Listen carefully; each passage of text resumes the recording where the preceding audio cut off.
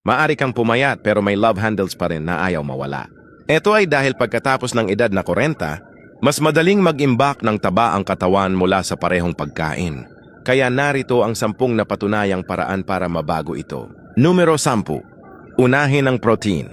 Subukang makakuha ng 25 hanggang 35 gramo ng protein sa bawat pagkain upang maprotektahan ang muscles at makatulong magsunog ng taba sa tiyan. Numero 9. Bawasan ang refined carbs. Limitahan ang puting tinapay, asukal at mga processed grains.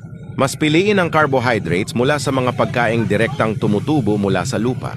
Numero 8. Kumain ng healthy fats. Mag-focus sa omega-3 mula sa isda, chia seeds, flax seeds o malinis na fish oil upang mapabuti ang insulin sensitivity.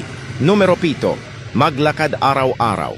Ang 20 hanggang 30 minutong paglalakad, araw-araw ay sapat para bumaba ang insulin at cortisol at unti-unting lumiit ang tiyan.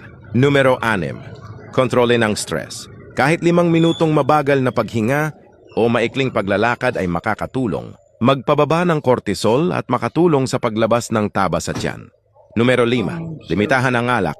Kapag may alak sa katawan, pansamantalang humihinto ang fat burning, kaya kahit panandali ang pag-iwas ay may malaking epekto. Numero 4. Itigil ang madalas na pag-snack. Manatili sa kumpletong pagkain at bigyan ng katawan ng 4 hanggang 5 oras na pagitan bago kumain muli para bumaba ang insulin. Numero 3. Dagdagan ng fiber.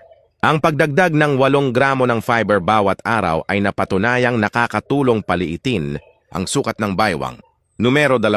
Subukan ang HIIT exercise. Ang 10 minutong interval workout, 2 hanggang 3 beses sa isang linggo, ay maaaring magsunog ng mas maraming taba sa tiyan kaysa sa mahabang cardio.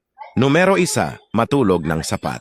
Ang 7 hanggang 8 oras na tulog ay tumutulong panatilihing mababa ang cortisol at insulin, kaya mas madaling mawala ang taba sa tiyan.